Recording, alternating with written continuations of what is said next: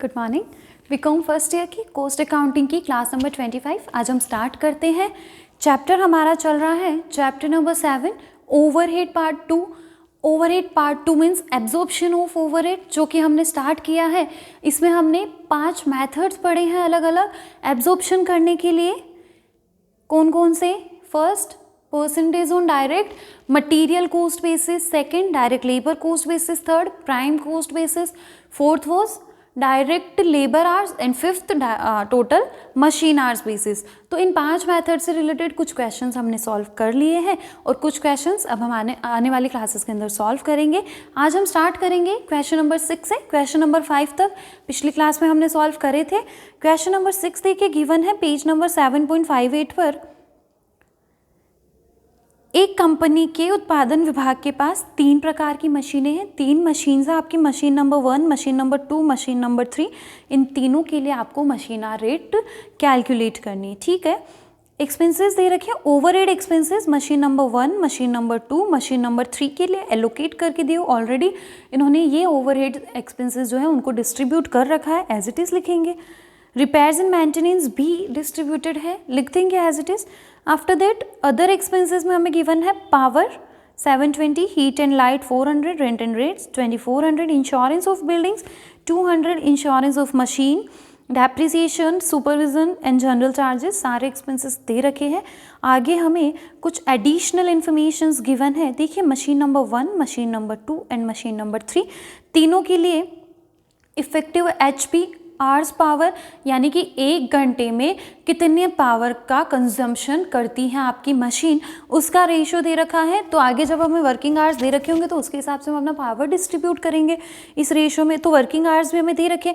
तो देखो 1 घंटे में मशीन 1 जो है 5 यूनिट्स एक तरीके से पावर का कंज्यूम कर रही है, तो टोटल 1000 आवर्स के लिए पावर कंजम्पशन के लिए रेशियो आ जाएगा हमारे पास।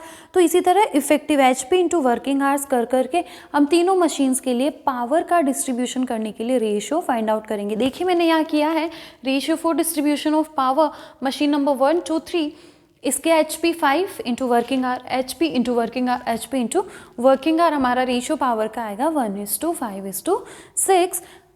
फिर एरिया और बुक वैल्यू ऑफ मशीन्स हमें गिवन है। तो एक बार एक्सपेंसेस को देख लेते हैं। देखिए पावर हमने देख लिया किस रेशियो में जाएगा। हीट एंड लाइट हमें दे रखा है, हीट एंड लाइट एरिया के रेशियो में जाता है। रेंट एंड रेट्स एरिया के रेशियो में जाता है। Insurance of buildings, insurance of building, तो अगर किसी भी एसेट का इंश्योरेंस दे रखा तो उसी एसेट की कॉस्ट या बुक वैल्यू गिवन हो तो उसके रेशियो में, अदरवाइज एरिया। तो बिल्डिंग्स की तो हमें कॉस्ट या बुक वैल्यू गिवन नहीं है, तो ऐसे केस में ये इंश्योरेंस की कॉस्ट कहाँ चली जाएगी? एरिया के रेशियो में चली जाएगी। Insurance of machines, then book value of machines given है क्या क्वेश्चन के अंदर? देन बिल्कुल तीनों मशीन्स के लिए बुक वैल्यू का रेशियो हमें गिवन है, तो मशीन्स का इंश्योरेंस बुक वैल्यू के रेशियो में जाएगा। Depreciation of machine same is insurance, जैसे इंश्योरेंस बुक वैल्यू के रेशियो में जाता है एज इट इज़, हमारा डेप्रिसिएशन भी बुक वैल्यू ऑफ एसेट के रेशियो में डिस्ट्रीब्यूट हो जाएगा। सुपरविजन ऑलरेडी बोला हुआ है एरिया बेसिस, तो और कोई ऑप्शन अपने पास है नहीं। और वैसे भी सुपरविजन को ज़्यादातर एरिया के बेसिस पर ही डिस्ट्रीब्यूट किया जाता है, जब तक कुछ अदरवाइज कहा नहीं जाए। जनरल चार्जेस एरिया के रेशियो में। तो सारे एक्सपेंसेस के लिए हमने फाइंड आउट कर लिए हैं कि हमें किस किस बेस में इनका डिस्ट्रीब्यूशन करना है। तो देखिए हमारा statement calculation of machine hour rate machine number 1, 2, 3 तीनों के लिए, बाकी स्टेटमेंट का फॉर्मेट हमारा वही है, name of overhead, then basis for distribution, then ratio, then total amount, और फिर जितनी मशीन्स होती है उसके हिसाब से हम करते हैं। सबसे पहले हमने स्टैंडिंग चार्जेस में यहाँ रेंट एंड रेट्स लिखा है। रेंट एंड रेट्स दे रखा है 2400 का, और एरिया का रेशियो 1:5:4। एरिया दे रखा है ना 100, 500, 400, तो 154 का रेशियो। तो इस 2400 को हम 154 के रेशियो में डिवाइड करेंगे तो हो गया 240, 1200 एंड 960। इसके बाद ओवरहेड एक्सपेंसेस जो एक्चुअल गिवन है हमें क्वेश्चन के अंदर, ओवरहेड एक्सपेंसेस जो कि एक्चुअल गिवन है कितना 300, 500 एंड 600, तो एज इट इज़ हमने लिख दिया 3, 5, 600। इसके बाद एक्सपेंसेस के अंदर स्टैंडिंग में हीट एंड लाइट है हमारे पास, हीट एंड लाइट एरिया के रेशियो में, तो हीट एंड लाइट हमने लिखा एरिया का रेशियो 154, टोटल 400 के एक्सपेंसेस, तो 40, 200 एंड 160। उसके बाद रेंट एंड रेट्स हम लिख चुके हैं। इंश्योरेंस ऑफ बिल्डिंग एरिया के रेशियो में, क्योंकि बिल्डिंग के हमारे पास बुक वैल्यू नहीं है 1:5:4, तो ये हो गया टोटल 200 का 20, 100 एंड 80। उसके बाद नेक्स्ट हमें गिवन है insurance of machine book value of machine के रेशियो में जाएगा जो कि है 354 का। तो हमने डिवाइड कर दिया 480 को 354 में, 120, 200 एंड 160। आफ्टर दैट हमारे पास है इंश्योरेंस ऑफ मशीन्स के बाद डेप्रिसिएशन ऑफ मशीन। डेप्रिसिएशन हमारा वेरिएबल चार्ज होता है। Supervision area basis, then supervision लिखा हमने एरिया बेसिस 154 में 4400 को हमने डिस्ट्रीब्यूट कर दिया, और लास्ट जनरल चार्जेस वो 1100 के, ये भी एरिया के 154 के रेशियो में हो गए। हमारे पास क्या आ गए total standing charges. Machine expenses में क्या क्या है, तो देखो रिपेयर्स दे रखा है, एक्चुअल गिवन है, रिपेयर्स एक्चुअल लिख दिया हमने, रेशियो या इस बीस की कोई ज़रूरत है यहाँ पर दूसरी है नहीं, टोटल हमने लिख दिया रिपेयर्स। पावर का हमारा रेशियो क्या है, HP इंटू वर्किंग आवर्स, उस रेशियो में 156 में हमने 720 को बांटा, 60, 300 एंड 360। उसके बाद डेप्रिसिएशन ऑफ मशीन्स दे रखा है टोटल 7200, और डेप्रिसिएशन कॉस्ट या बुक वैल्यू ऑफ मशीन के रेशियो में जाएगा जो कितना है 354 का, तो 1800, 3020, 400, ये हमारा डेप्रिसिएशन भी डिस्ट्रीब्यूट हो गया। सारे खर्चों को डिस्ट्रीब्यूट कर दिया। स्टैंडिंग चार्जेस की टोटल लगाएंगे, ये हमारे टोटल स्टैंडिंग चार्जेस, फिर मशीन एक्सपेंसेस, तो ये total machine expenses, then standing plus machine expenses, ये हमारी क्या आ गई टोटल कॉस्ट आ गई। अब हमारे पास वर्किंग आवर्स गिवन है ना तीनों मशीन्स के लिए, तो हम यहाँ पर मशीन आवर रेट बहुत इजीली फाइंड आउट कर पाएंगे। मशीन आवर रेट क्या फॉर्मूला होगा, total cost upon working hours, तो यहाँ डिवाइड करेंगे तो ये हो जाएगा हमारा 3.530। फिर नेक्स्ट डिवाइड करेंगे हम 8850 को 2500 से, तो ये आ जाएगा 3.54। देन 7720 को डिवाइड करेंगे 2000 से, तो 3.86। तो ये हमारी मशीन आवर रेट कैलकुलेट हो गई। समझ में आई चीज़? तो ये था हमारा क्वेश्चन नंबर 6, सिंपल सा ही था। एक पावर का जरूर यहाँ पे कुछ डिफरेंट पॉइंट आया था, तो HP इंटू वर्किंग आवर्स, उस रेशियो में हमने क्या किया, हमारे पावर को डिस्ट्रीब्यूट कर दिया। तो ये था क्वेश्चन नंबर 6। चलिए नेक्स्ट क्वेश्चन नंबर 7 अब हम स्टार्ट करते हैं।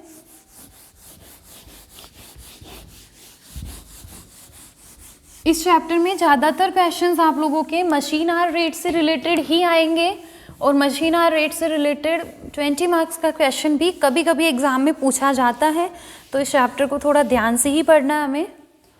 क्वेश्चन नंबर 7 देखिए, calculate the machine hour rate from the following data.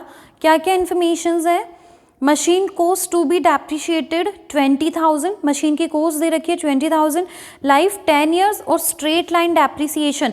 Straight line depreciation मतलब हर साल एक जैसा डेप्रिसिएशन लगेगा, ठीक है।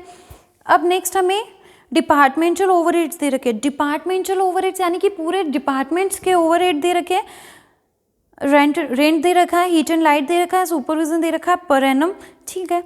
Area of floor space, area में आपको बता रहे हैं कि डिपार्टमेंट 7500 स्क्वायर फीट में और मशीन 250 स्क्वायर फीट में। तो देखो अभी तक हम क्या कर रहे थे कि जो रेशियो दे रखा होता है उसको एज इट इज लिखते थे। अगर हम नॉर्मल होते तो अभी हम क्या रेशियो बनाते 7500:250, लेकिन यहाँ ऐसा नहीं होगा। आपका पूरा डिपार्टमेंट कितने एरिया में है, 7500 स्क्वायर फीट में, और मशीन 250 स्क्वायर फीट के अंदर। तो मशीन डिपार्टमेंट के तो अंदर ही है ना, डिपार्टमेंट से बाहर थोड़े ना है।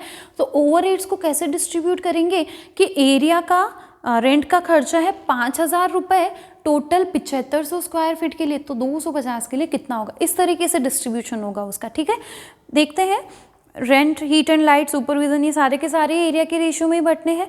आगे हमें बोल रहे हैं क्वेश्चन के अंदर, annual cost of maintaining stand by equipment ₹150, ये आपके 150 के स्टैंडिंग चार्जेस हो गए। मशीन वर्किंग आवर्स आपको दे रखे 2000, मशीन के वर्किंग आवर्स है 2000, इसमें साथ में बोल रहे हैं ब्रैकेट के अंदर 1800 आवर्स ऑन प्रोडक्शन। इन 2000 में से 1800 घंटे तो उत्पादन में काम आते हैं, and 200 hours on setting and adjusting. आपकी मशीन को सेट और एडजस्ट करने में 200 घंटे काम आते हैं। दैट मीन्स आपके वर्किंग आवर्स सिर्फ 1800, और ये setting adjusting not considered is productive time, ये प्रोडक्टिव टाइम नहीं है, दैट्स वाई अनप्रोडक्टिव टाइम को तो हम मशीन आवर्स में से माइनस कर देते हैं। तो हम क्या करेंगे, कैलकुलेशन जो हमारी होगी वो होगी 1800 आवर्स के लिए। समझ में आ रही है चीज़? जो डिवाइड हम करेंगे ना machine hour rate find out करने के लिए, किससे डिवाइड करेंगे, 1800 से, क्योंकि वो हमारे प्रोडक्टिव मशीन आवर्स है सिर्फ 1800। पावर कंजम्पशन ₹1 पर आवर, तो पावर भी कब पावर के लिए भी हमको कब लिखना है, सिर्फ हमारे 1800 आवर्स के लिए हमें देखना है कि पावर का कंजम्पशन कितना हो रहा है। आगे बोल रहे हैं इनडायरेक्ट लेबर, एक मजदूर है जो इस मशीन को सेट करने में और ठीक करने में पूरा ध्यान देता है। एक श्रमिक है, एक मजदूर है आपका, एक वर्कर, जो कि इस मशीन को सेटिंग के टाइम पे उसका पूरा ध्यान देता है, यानी कि 200 घंटे वो क्या करता है, काम करता है। ठीक है, उत्पादन के समय में वह अपना 1/3 समय इस मशीन पर बिताता है। देखिए टोटल 2000 आवर्स है ना, उसमें 200 सेटिंग एंड एडजस्टिंग के एंड 1800 प्रोडक्शन का टाइम है। ये बोल रहा है कि ये जो आपका वर्कर है, जब आपका सेटिंग एडजस्टिंग का काम हो रहा है ना, तब तो पूरे 200 घंटे वो मशीन के साथ ही काम करता है, और जब आपके प्रोडक्शन का काम हो रहा है रिमेनिंग 1800 आवर्स में, तब वो 1/3 टाइम वहाँ पर काम करता है। क्लियर चीज़? तो अब जब उसको वेजेस देनी है ना, उसकी रेट आपको बोल रखी है ₹3 पर आवर, तो वो 200 आवर्स के लिए तो पूरा ₹3 मिलेंगे, और जो रिमेनिंग 1800 आवर्स है ना, उसके सिर्फ 1/3 टाइम के लिए, यानी कि 600 आवर्स के लिए उसको ₹3 के हिसाब से पेमेंट कर दिया जाएगा। सेट किए जाने के दौरान, मतलब during setting and adjusting, machine जो है वो आधी शक्ति का प्रयोग करती है। ओके, मशीन जो है वो 50% पावर कंज्यूम कर रही है। जब आपके नॉर्मल चल रहा है मशीन, तब तो उन्होंने बोला है ₹1 पर आवर की कॉस्ट है मशीन की पावर के लिए, लेकिन यहाँ पर अब बोल रहे हैं कि जब सेटिंग एडजस्टिंग होती है ना 200 आवर्स में, तब भी मशीन पावर कंज्यूम कर रही है, बट हाफ। तो उसके लिए पावर की कैलकुलेशन अलग से देख लेंगे कि हाफ 200 के लिए कितना आता है, और उसके हिसाब से हम टोटल पावर की कैलकुलेशन करेंगे, प्रॉपर नोट्स बना के करेंगे। स्टार्ट करते हैं, देखिए क्वेश्चन को। Calculation of machine hour rate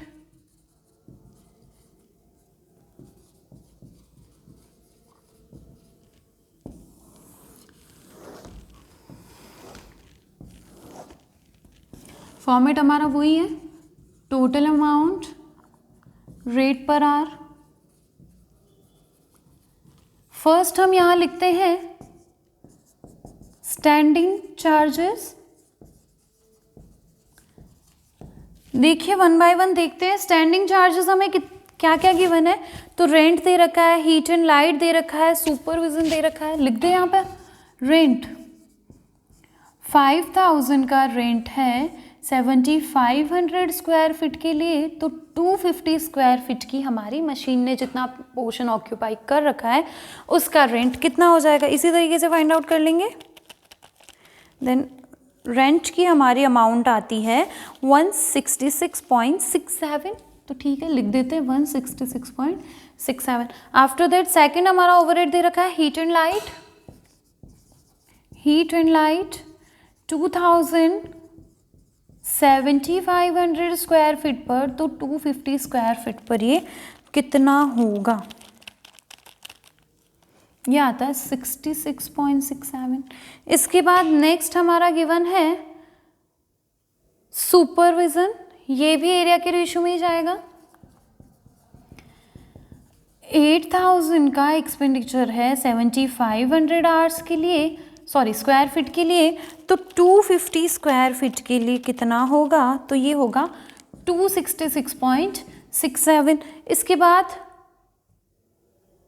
आगे हमें एक्सपेंसेस में दे रखा है cost of maintaining stand by equipment.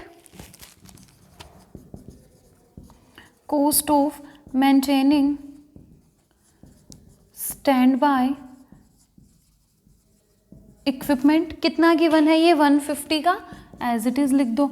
इसके बाद नेक्स्ट हमें दे रखा है मशीन के वर्किंग आवर्स की इंफॉर्मेशन है। Okay, power consumption, indirect labour, then indirect labour की कॉस्ट हम यहाँ पर लिखेंगे। बट इनडायरेक्ट लेबर की कॉस्ट कैलकुलेट करने के लिए हमें क्या बनाना पड़ेगा, वर्किंग नोट। तो यहाँ हम स्टार्ट करते हैं हमारे वर्किंग नोट्स। सबसे पहला नोट हम बनाते हैं मशीन आवर्स के लिए। Machine hours 2000 minus setting and adjusting, ये क्या है, अनप्रोडक्टिव टाइम, कितना 200 आवर्स का। देन हमारे लिए जो कैलकुलेशन होगी एक्चुअल मशीन आवर्स, ये कितने हैं 1800 आवर्स। तो हमारा ये जो स्टेटमेंट बन रहा है ना, ये कितने घंटे के लिए बन रहा है, 1800 आवर्स के लिए। समझ में आई चीज। हम इनडायरेक्ट लेबर की कॉस्ट कैलकुलेट करते हैं, चलिए।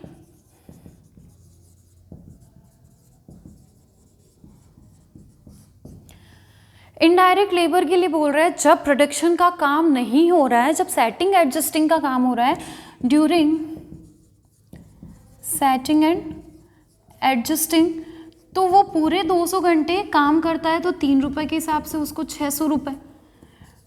ड्यूरिंग प्रोडक्शन, जब प्रोडक्शन हो रहा है ना, तब क्या बोल रहे हैं कि वो 1/3 टाइम काम करता है, तो 1800 घंटे प्रोडक्शन होता है, तो 1/3 टाइम काम करता है, और 3 रुपये के हिसाब से उसको कितना पैसा दिया जाएगा, ₹1800। देन टोटल विल बी 2400, तो ये टोटल 2400 का।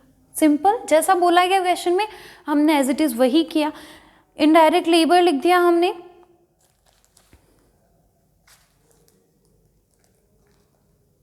ओके, इसके बाद अब नेक्स्ट हम आ जाते हैं हमारे मशीन चार्जेस पर। यहाँ टोटल लगा देते हैं, स्टैंडिंग में और कुछ भी नहीं है, ये हमारे टोटल स्टैंडिंग चार्जेस टोटल कर लेते हैं इनकी।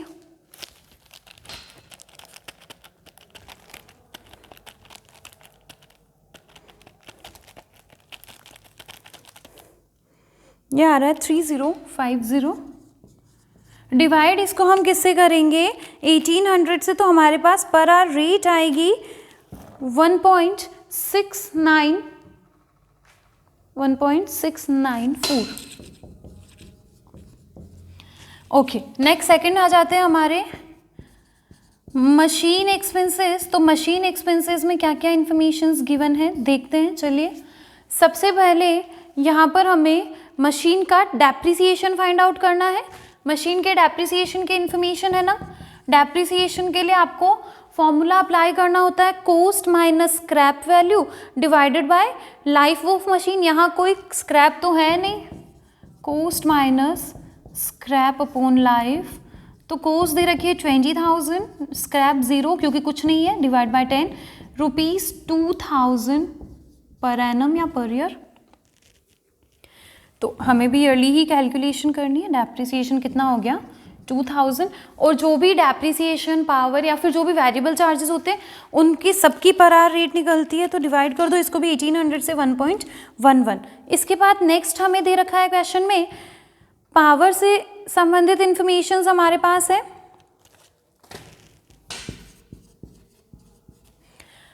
नोट बना लेते हैं पावर के लिए भी।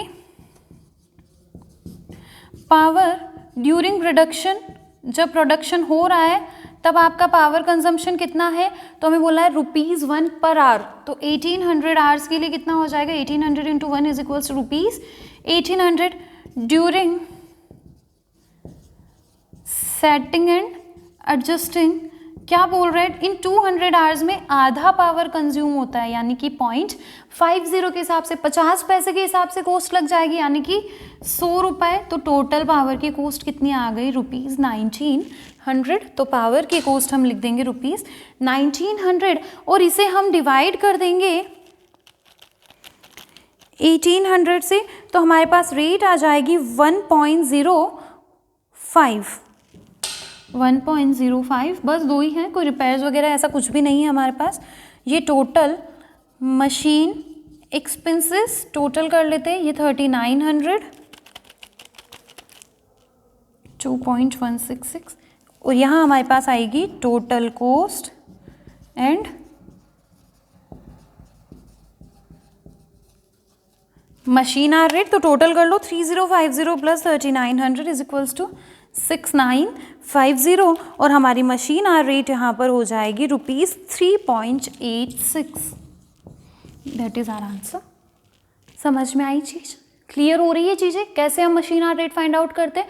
तो सारे क्वेश्चंस में ज़्यादातर चीज़ें सेम रहेगी, बस क्वेश्चन की लैंग्वेज को समझना है। ये स्टेटमेंट तो लगभग सेम ही बनता है, नोट्स बनाना मेन है कि आप किस तरीके से इनडायरेक्ट लेबर फाइंड आउट किया, किस तरीके से पावर फाइंड आउट किया, मशीन आवर्स कैसे देखे। तो बस क्वेश्चन की जो लैंग्वेज है, क्वेश्चन को 2 बार 3 बार 4 बार अच्छे से पढ़िए, अपने आप समझ में आएगा कि क्वेश्चन क्या कहना चाहता है, और उसके बेस में हम अपना क्वेश्चन बहुत ईजिली सॉल्व कर पाएंगे। तो ये था हमारा क्वेश्चन नंबर 7। इस चैप्टर में आने वाले ज़्यादातर क्वेश्चंस इसी टाइप के क्वेश्चंस होंगे, बस डिफरेंस जो आएगा ना वो आएगा हमारे वर्किंग नोट्स के अंदर। पावर की इन्फॉर्मेशन कभी कुछ अलग लैंग्वेज में होगी, जैसे इस क्वेश्चन में बिल्कुल डिफरेंट था ना कि अगर प्रोडक्टिव टाइम है तो इतना पावर कंज्यूम हो रहा है, अनप्रोडक्टिव टाइम में इतना हो रहा है। इसी तरह इनडायरेक्ट लेबर के लिए भी कुछ इन्फॉर्मेशन। तो जैसे जैसे क्वेश्चन के अंदर लैंग्वेज होती है, जैसे जैसे क्वेश्चन में कहा जाता है, स्टेप बाय स्टेप वही हम अगर करेंगे तो हमारा क्वेश्चन कभी गलत नहीं होगा। और उसके अलावा प्रैक्टिस तो चाहिए ही, तो प्रैक्टिस करिए। इन क्वेश्चंस को जो मैं यहाँ करवा रही हूँ उनको आप खुद से वापस करने की कोशिश करेंगे तो आप ज़्यादा इजीली इन क्वेश्चंस को कर पाएंगे, ठीक है। तो क्वेश्चन नंबर 7 तक कंप्लीट, आगे के क्वेश्चंस नेक्स्ट क्लास में डिस्कस करेंगे। Thank you.